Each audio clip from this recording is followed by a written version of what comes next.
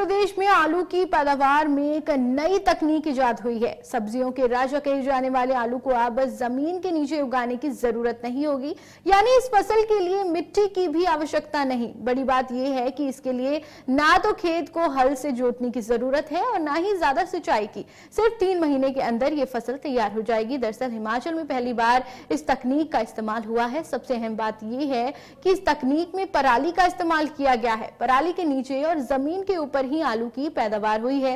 वैज्ञानिकों की माने तो इस तकनीक को अपनाकर न केवल लागत मूल्य में कमी आएगी, बल्कि किसानों का समय, मजदूरों की दिहाड़ी और मशीन आदि का खर्च भी बच जाएगा। हमने जिस खेत में आप खड़े हैं, ये प्राकृतिक खेती वाला हमारा एरिया है, आधा हेक्टेयर। इसमें हमने एक नई जो आलू की तकनीक से जो आलू लगा रखे हैं।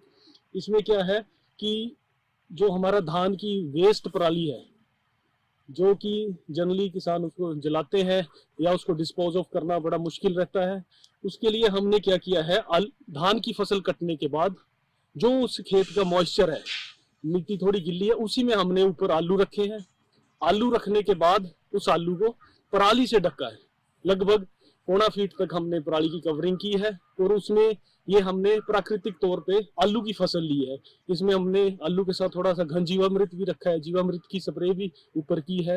नेचुरल फार्मिंग, जो हमें प्राकृतिक खेती का जो लक्ष्य दिया गया था भारत सरकार की और हिमाचल सरकार की ओर से, उसमें बहुत सारे तकनीकें डेवलप की जा रही हैं। जैसे एक आलू का आप देख सकते हैं, आपके सामने उदाहरण है कि आलू बिना खाद के किस तरह से तैयार किया जा रहा है, जो एक नेचुरल तरीके से तैयार हो रहा है और उसकी भरपूर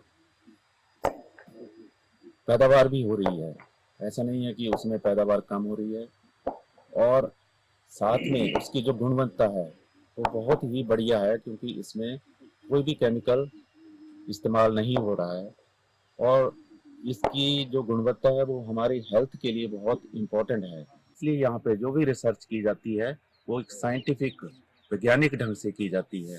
तो यहाँ पे आप देख सकते हैं सारी फसलों के ऊपर रिसर्च की जा रही है। मटर है, चना है, और साथ साथ में बीज तैयार किया जाता है ताकि किसान भाइयों के लिए यहाँ से जो गुणवत्ता वाला बीज है वो प्रोवाइड किया जाए, ताकि किसानों की जो फसल है उसमें ज़्यादा